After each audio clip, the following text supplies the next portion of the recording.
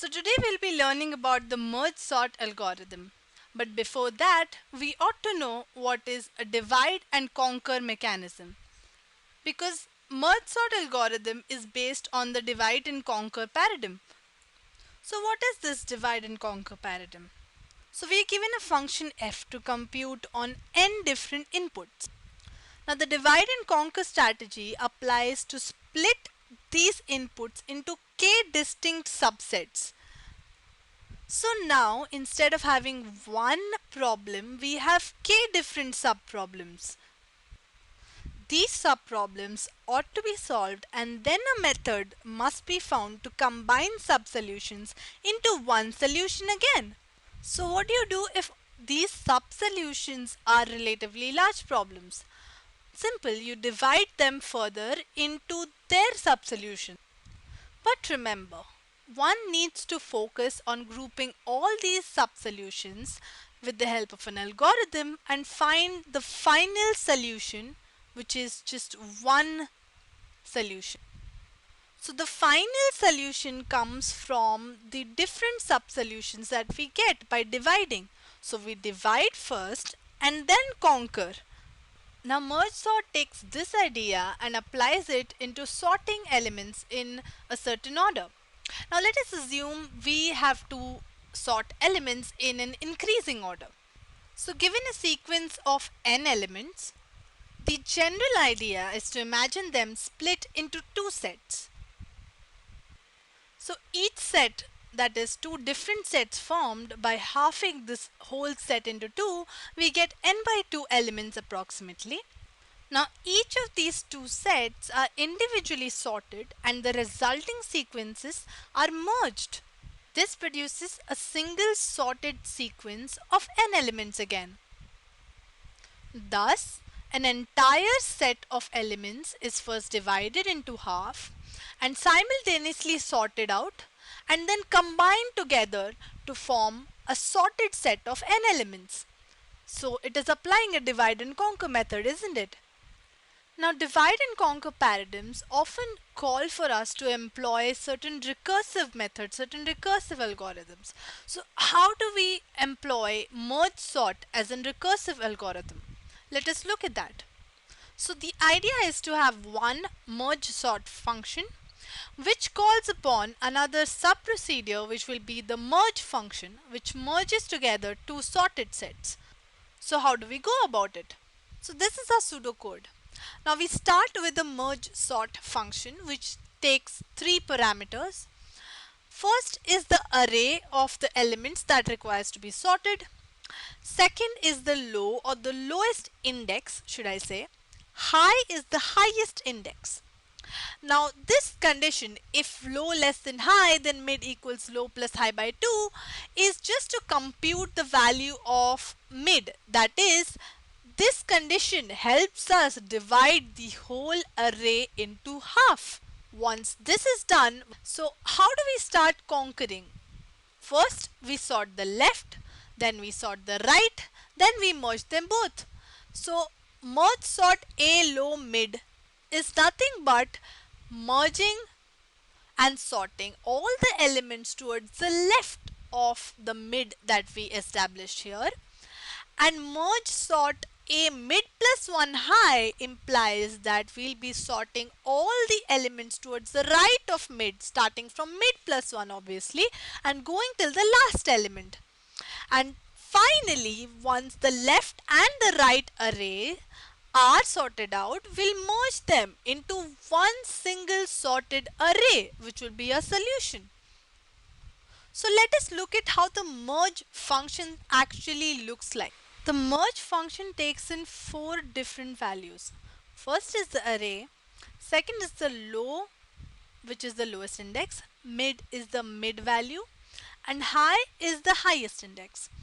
Now we'll declare two variables n1 and n2. These will give us the sizes of the respective left and the right array we'll have. We'll then create two temporary arrays, which is L and R, which will store the elements which needs to be sorted. Left will store the left side elements, R will store the right side elements. Now we'll have two for loops. The first one to form the left array, the second one to form the right array. Another thing we'll need to take care is not to miss out on any remaining elements. That is, the elements at the index of more than n1 or n2 are assigned to be infinity. Now the importance of this step will be clear when we look at the code and how it executes line by line. After this, we again bring back I and j to the first index, and then we actually come to the most important step, the step where we sort and merge left and right into one sequence of sorted elements. Now the idea is that the initial element of the left array is compared to the initial element of the right array, and whichever is smaller is assigned as the element of the sorted array. The counter associated to the smaller element is incremented by 1.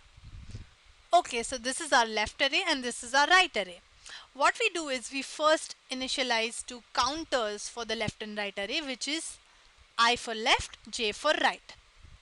Both of them are given the initial index. Now we start off by comparing the first element of the left array with the first element of the right array. We see whichever of them is smaller goes into the final array. So 6 and 2, 2 is smaller. What we do is whichever element goes inside, that array's counter is incremented by 1. So j is incremented to j plus 1. Now we compare the second element of the right hand side array to the first element, as I is the same. So the first element of the left array. So we compare 6 to 11, and with that we get 6 inside the final array.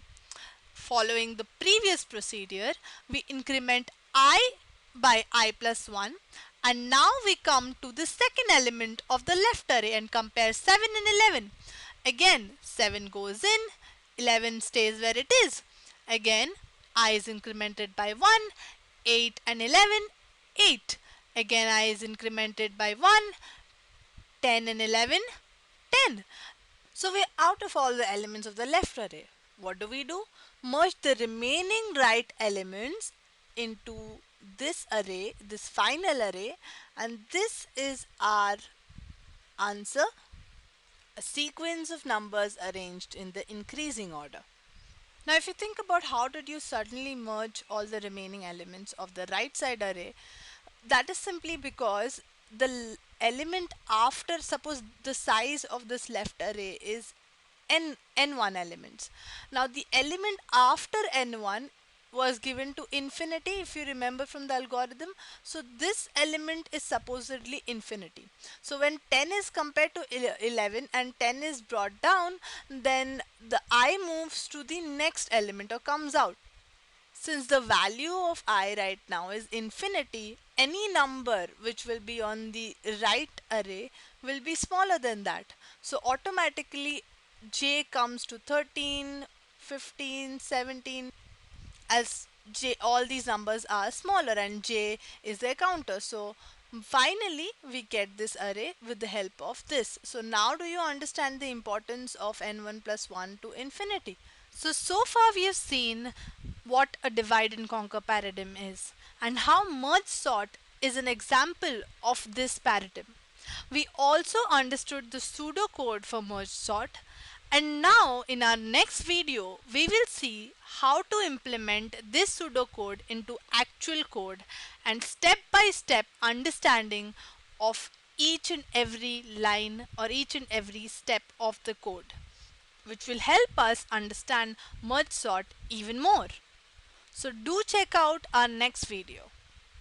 This video was brought to you by Unacademy in association with GyanCentral.com. Don't forget to visit us on our Facebook page.